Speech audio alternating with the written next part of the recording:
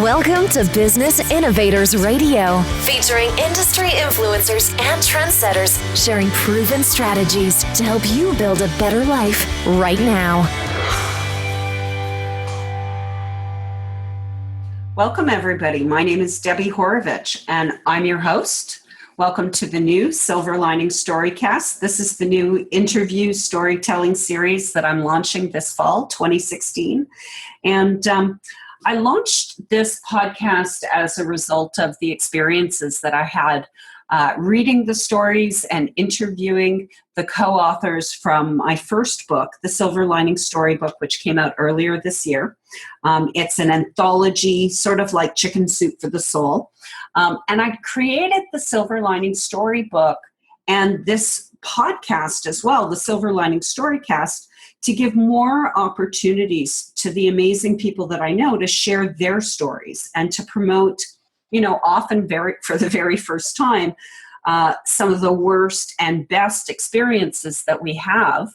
And ultimately what we're looking to do is explore and see where we can recognize the truth in the saying, every storm cloud has a silver lining. So today I'm very thrilled and honored to actually welcome my guest, Deborah Austin, of Deborah Austin Coaching and Consulting Services.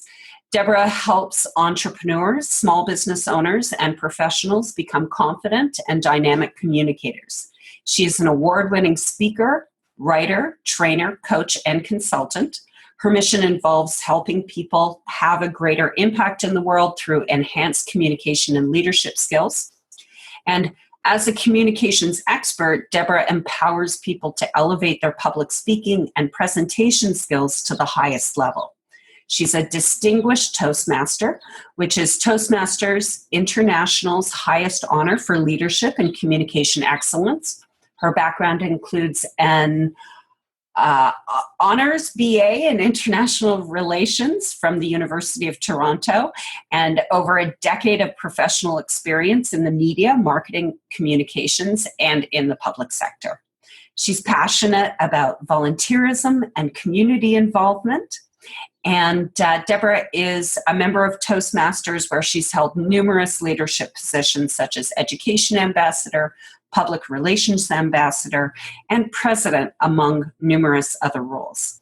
She is a member and part of the leadership team, and as an ambassador of the eWomen Network, the Toronto chapter, an organization that supports and provides networking to women, entrepreneurs, and professionals. She's also the founder of two online networking groups called the Visionary Women Entrepreneurs and Professionals Network. To learn more, you can always visit Deborah at deborahangelaustin.com. And welcome, Deborah. Thank you so much for being with me here today. Thank you, Debbie, for having me as a guest on your show. I'm so happy to be a part of your mission. Awesome. Well, thank you so much. It's been, I think, many years coming, this conversation. And I'm really happy to be able to share with people your story and to be able to hear about it. So let me ask you to please start by introducing yourself to the listening audience. They don't know you as well as I do.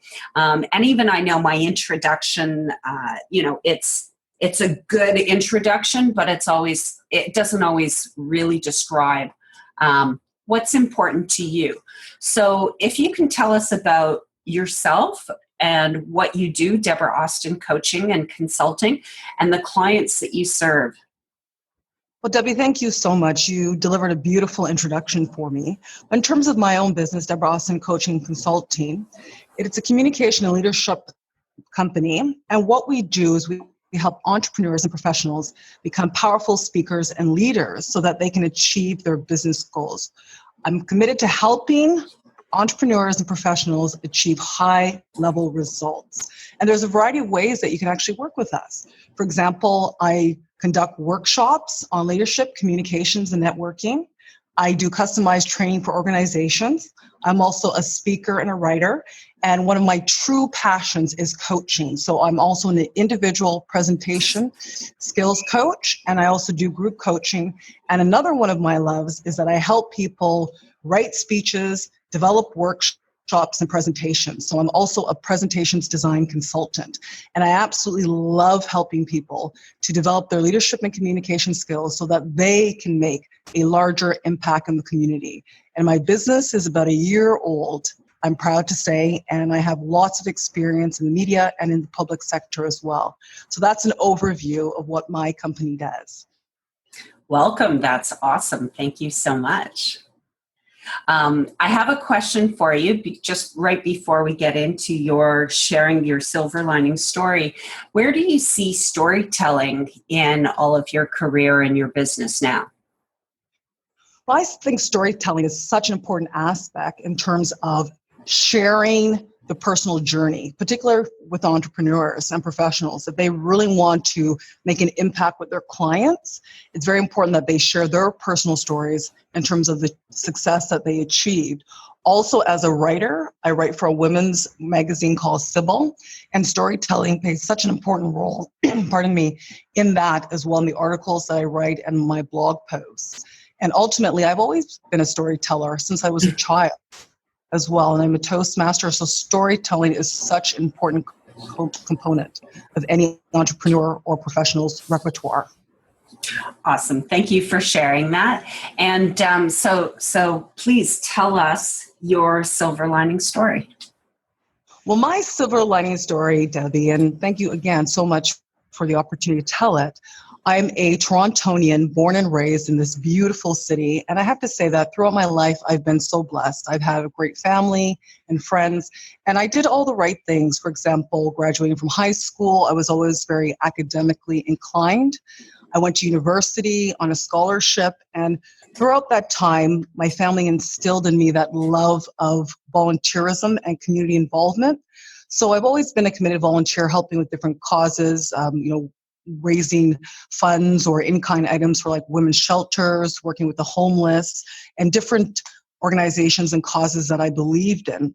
Once I graduated from university, I have a degree in international relations, I started working first in IT companies, and I even worked at the Toronto Star and wrote some articles as an intern. And eventually my career, the bulk of my career was in the public service, so as a government employee. And while I absolutely enjoyed my job and I worked with great people, what I found is over the years, that creative spark within me was waning, because the type of work that I was doing, it didn't necessarily leverage my creative impulse. So I had always been a writer. As a kid, I had written poetry and short stories, and I loved to perform the poetry. But as I got out into the working world, I just found that my life became very, very routine.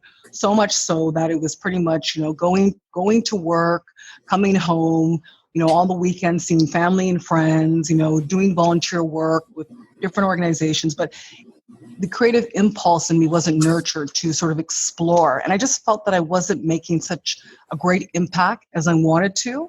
Though, other people said, hey, Deborah, you're doing great. But just for me, I just felt that I needed to get my writing ability out into the community more. So for me, it was a bit of a challenge. I'd have to say a struggle to be able to get my creativity out in a very sort of bureaucratic environment. So that was the struggle, essentially. Like, how do I now go about using my creativity, my writing skills, my speaking skills in order to make that impact? And Debbie, the solution really was to empower myself and begin the entrepreneurial journey. Now, I know for a lot of people, they're like, what's the big deal starting a business? But you have to understand where I'm coming from. I'm coming from the mentality of being an employee for well over a decade after I graduated from university, sort of being told what to do in terms of my defined job role. So now I have to switch on and put on that entrepreneurial mindset cap, so to speak. So it was a steep learning curve for me. But because I wanted to reignite that spark, I really felt that my business was one of the ways that I could do that. So last year I launched my company, my coaching and my consulting business. And again, like anyone can relate, when you start a new venture, a new book, a new business, there are those initial birth pangs, shall we say, of something out into the world. I know it. You're an entrepreneur and you inspire people with your mission. But it's right? scary. So but I'm challenging myself, and it forces me to be creative to get around the roadblocks that exist everywhere, because there's nothing already set up for me. The job doesn't already exist. There's no need for me to create what I'm creating. No one has asked me to create this. Exactly. And that is where the creative impulse comes in. Right. Wanting to start something new that hadn't existed before. A lot of my friends, people who adore me, who love me, just said to me, Deborah, what are you doing? What are you doing? But again, because I had that vision, you and I have spoken before about that compelling vision that pulls you forward when you want to make an impact. And I said, yes, this is something that I'm going to do. And I'm going to leverage my creative ability, my writing ability in what I do, and really my speaking ability. And one of the great things about me, Debbie, is that I'm a great listener, which makes me a great coach. So even in Toastmasters and other volunteer organizations, people say, Deborah, you have a great way, a great ability to give feedback. And I sort of said, okay, I kind of dismissed it. I said, well, I'm a great listener. I love listening to people, their stories. They're like, no, this is a gift. So the same gift I'm now using in my business when I coach clients, right? So starting my business, starting that entrepreneurial journey allowed me to really leverage my creative ability, so much so that I'm blogging now. So I'm writing on my website. I was accepted as a writer for a women's magazine called Sybil, where I write a monthly article called The Art of Empowerment with a theme every month. What a great name. I've just found this new joy. Like I said, I was happy before, but it really fuels me. And I have found my passion doing what I love through my business. And again, many of your listeners can relate. There were times that I struggled. Many times I operated on less than optimum amount of sleep, 5 hours. Because I was working. Seriously, you can relate. You laugh, right? Oh, yeah. Right? Because you're working full time, you're starting your business, you want to have some time with your family and friends, right? You don't want to completely neglect them. But again, to make it work, you have to do what is required. And again, learning things like sales, which people who have studied commerce or have MBAs, I don't have an MBA. So I had to invest in myself. And the whole theme of my story is empowering yourself to succeed. And so often when we have this grand vision, a book of a venture, you have to empower yourself. And even if you don't know all the answers, you have to learn to find them. So what I did is I invested in myself, right? Programs, services that could help me with things like sales and marketing. I got a coach for myself, someone whose career I really admired, who I hope in a few years I can emulate my business sort of in that direction. Not the same, but there were things I loved about this woman. She was so giving and just really embracing of the community. So I got a coach, right? So all of these things that you do to empower yourself to succeed as an entrepreneur and investing in yourself, building relationships, right? It's not just about this mindless networking. It's about building. And you can, you laugh because you've been. I don't think I've ever heard anybody say it that way, but I've really been thinking about it recently because there's so much conversation around the social disconnect because of social media, that we're not spending time with each other now. And I've really realized you just cannot scale relationships. You can't, there's only so many relationships that we can balance, close relationships that we can balance at a time. You're absolutely right. So it always blows my mind when people say, well, I have, so many connections. And I often ask them, how deep are those connections? Yeah, not at all.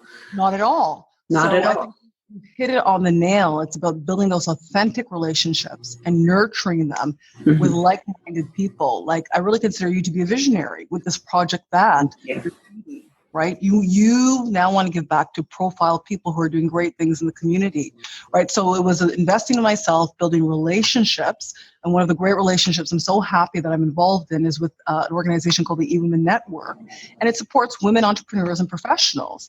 And again, you might get a few clients, but that's not the goal of the eWomen Network. It's about building those relationships so you can support each other. And maybe down the road, you might become a client of one of your fellow members. So building authentic relationships is key.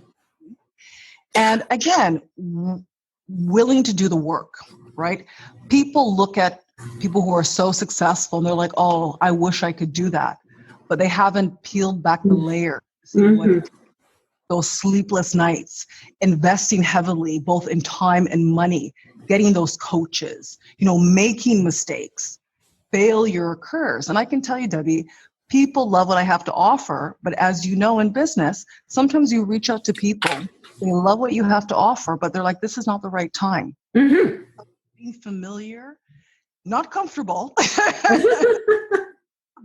with rejection, right? It's just part of life. And I would encourage your listeners to reach out and be willing to take those risks. Well, and it's not rejection as well. There are ways that you can make your outreach to people almost rejection free, that you can make it regardless of what they answer.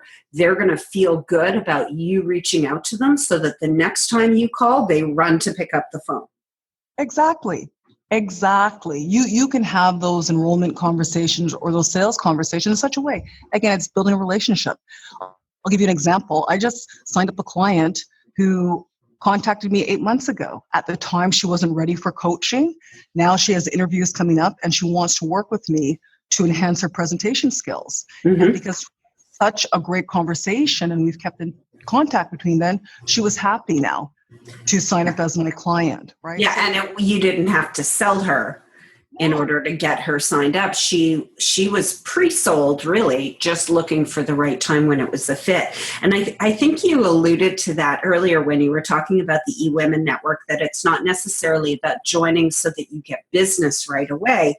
But you said something very interesting, which sort of like, I think maybe not a lot of people picked up on it, but you said that you would join and then maybe become the client of one of the members down the road. And I picked up on that because one of the things that I've really been growing with in my growth and taking bigger risks this year is in growing my team, not just my tribe and not just my community of people that I know I can rely on for support back and forth, but really the team that I'm contracting to work with. And one of the things that I've discovered through, rapid business growth, when you suddenly have not only budget, but projects and a requirement to hire people, you really want to have a baseline of experience where you have already hired these people in the past. Because for me, what ended up happening was that I made some investments in some people with earlier this year that really, I did not research them well enough in advance. And that's part of the process as an entrepreneur. Right? Yeah, it's part of the experience. It's part of the journey. I'm so grateful for all of the challenges brought to me because, through this person and through that experience, because it's forcing me to grow and learn. But still, it's one of those things where, the learning that I'm taking from it is, okay, be more open to everyone who's around you, because it's not about what they can give you necessarily today, but almost sort of preserving the relationship for when you need it.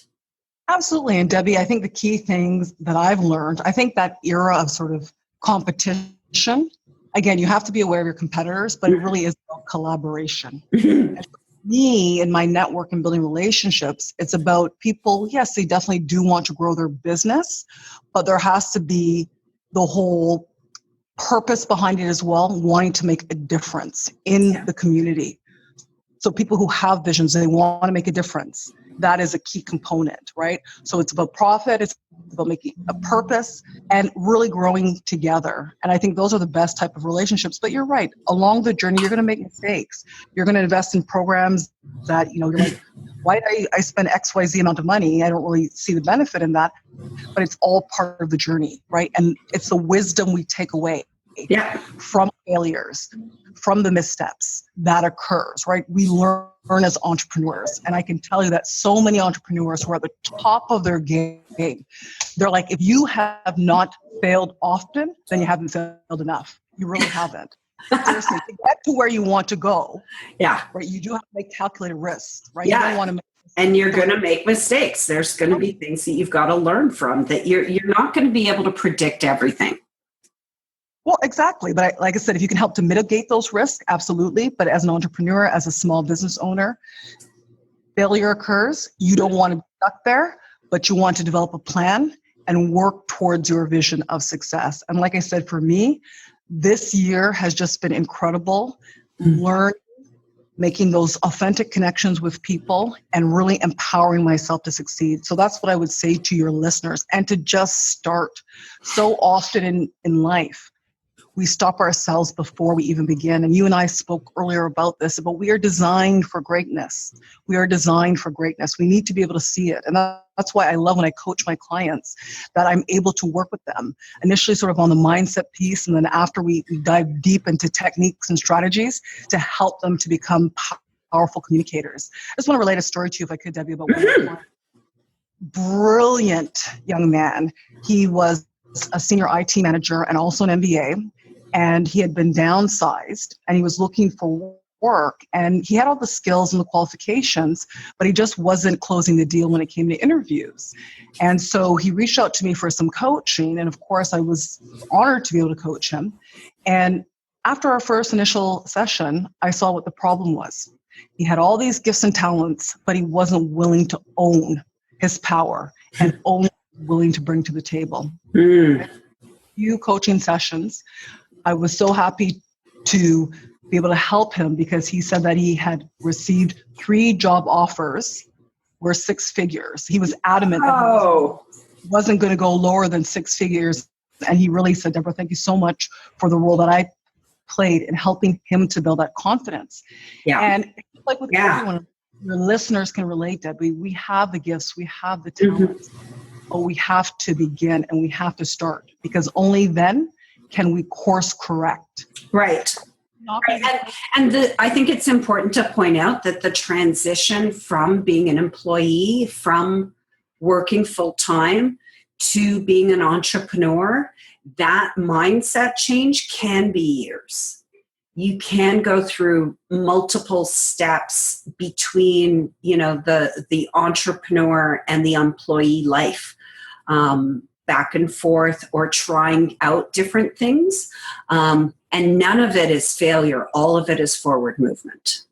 Absolutely. And that's very sage advice, because there's some entrepreneurs who are like, I'm done working. And then they launch into their startup. They sort of burn the bridge behind them. Other people. Which is okay too. Which is fine. I mean, it's the brave thing to do. And the people who do that have bigger results. They fail faster, they learn more, and if they succeed, they hit harder and faster. Exactly, right?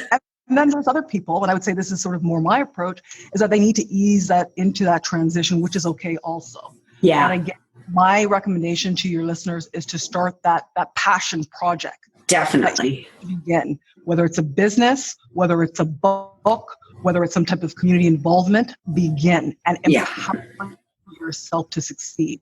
Yeah. Empower yourself so that you can empower others, which is what you are doing through the stories that you're putting out there into the community. People learn from stories. Yeah. Thank you. And also I think that transition period you were saying, you're easing into entrepreneurship. Some people like to burn the bridge behind them.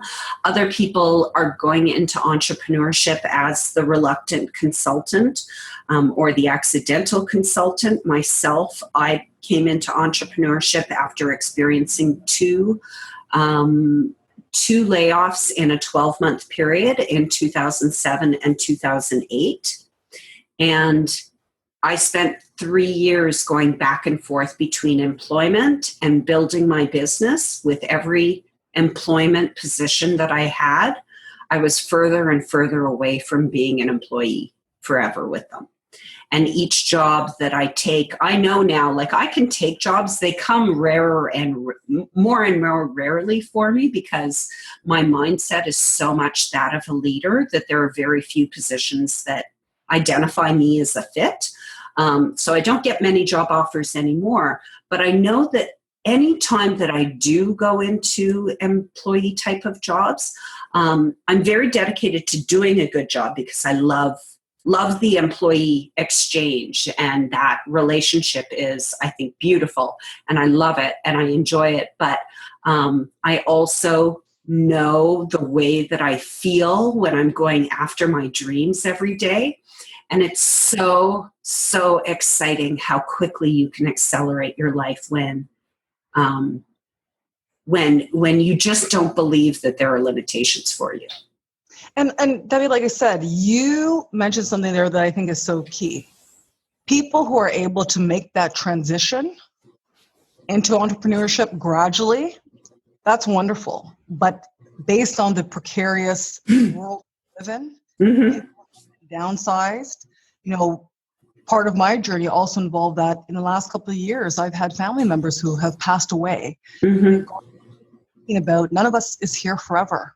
Right. And if we are going to make that larger impact, when is going to be the perfect moment? And there is no perfect moment. You have to seize that moment now.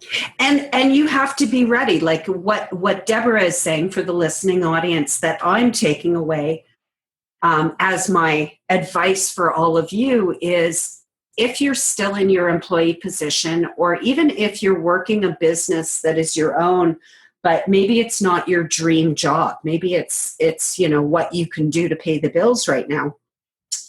You don't know when. I also experienced a family member suddenly passing away, and it changed my motivation. It changed for a while as I was grieving. It changed my ability to serve my clients and to perform in business.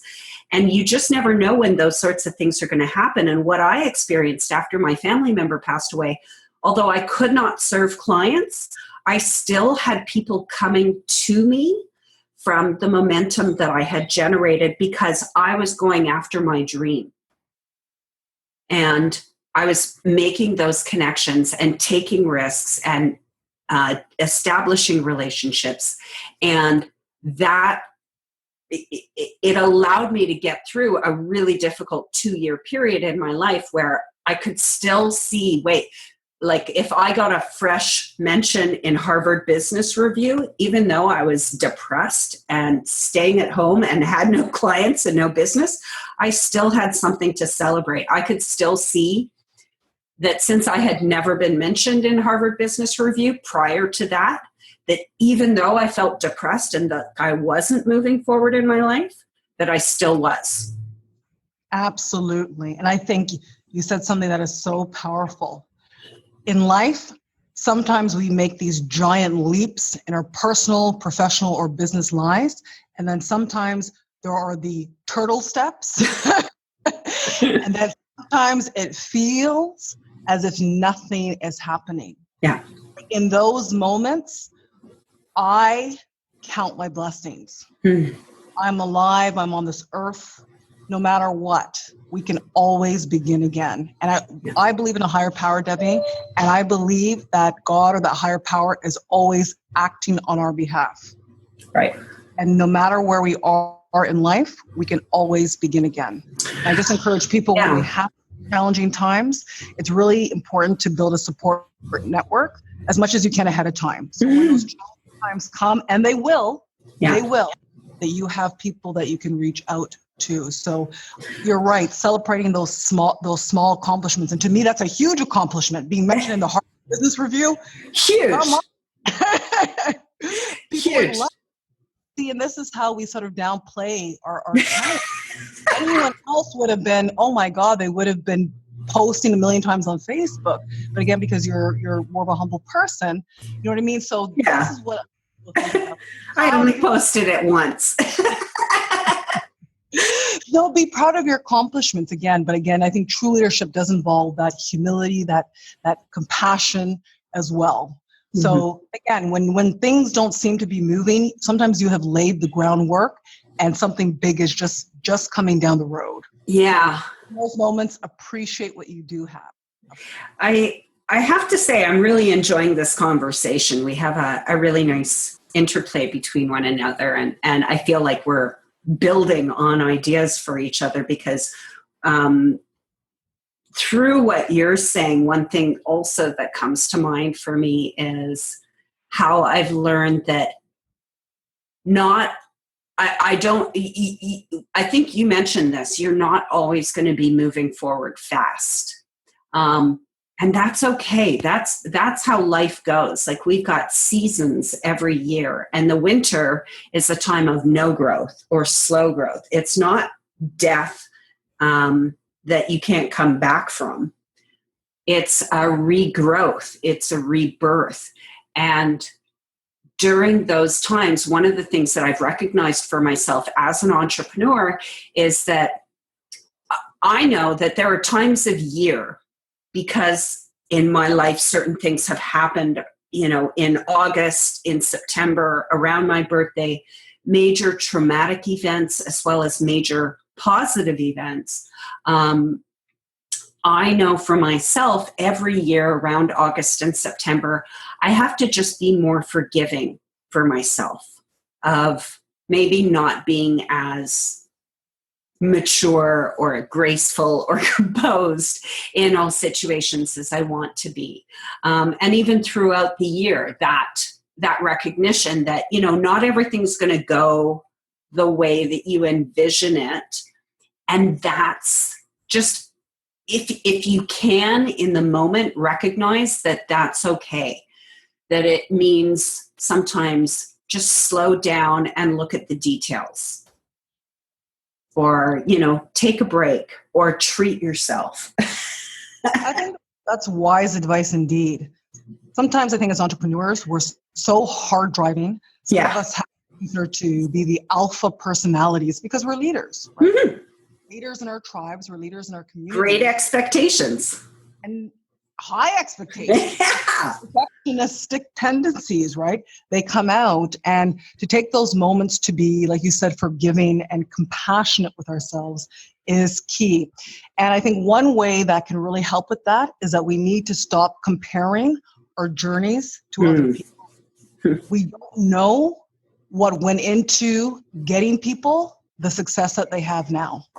You know what I mean? So we compare our journeys to other people. Oh, so-and-so has a similar type of business as me. And look how far they've come, or look how much revenue they have, how many clients they have. And here I am, trying to make things work, and it's not working as fast as I can.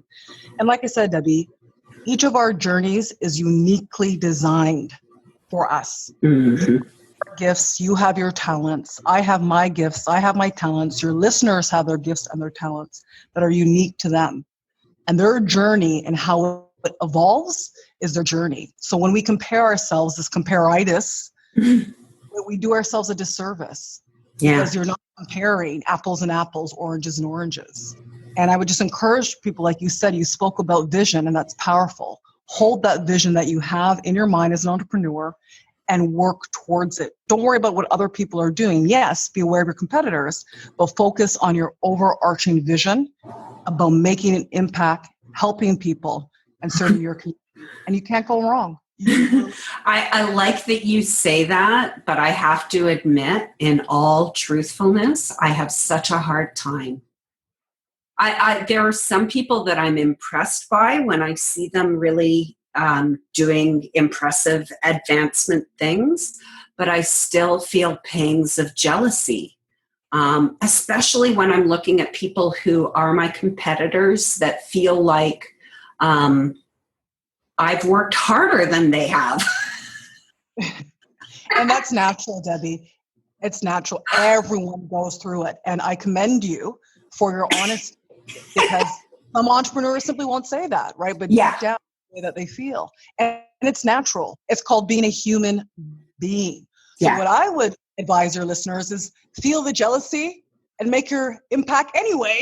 That's what I try and remind myself is when I'm feeling that feeling, I go, okay, what am I supposed to do with this?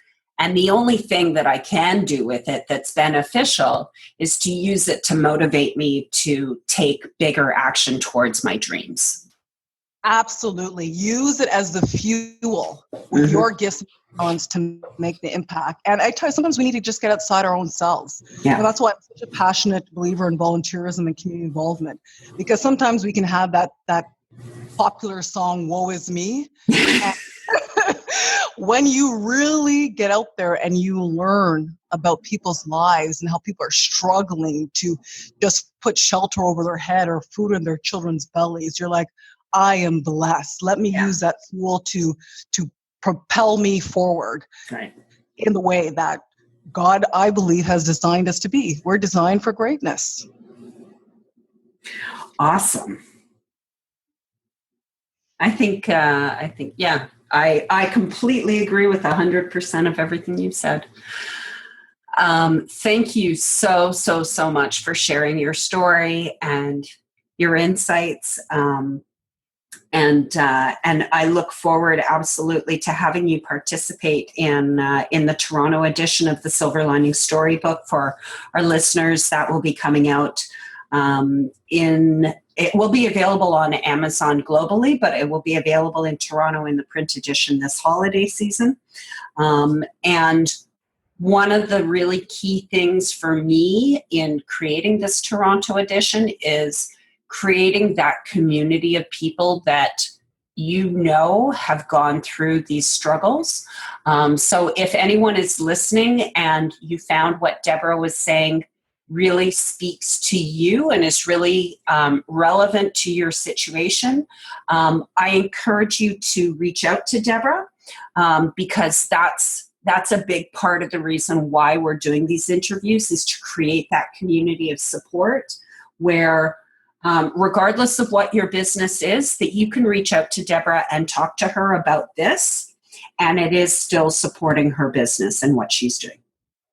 And Debbie, thank you so much for inviting me to participate in your project. I'm so honored to be included in your book. And again, the vision that you have for this project is so compelling. And I know you really want to serve and contribute to the community.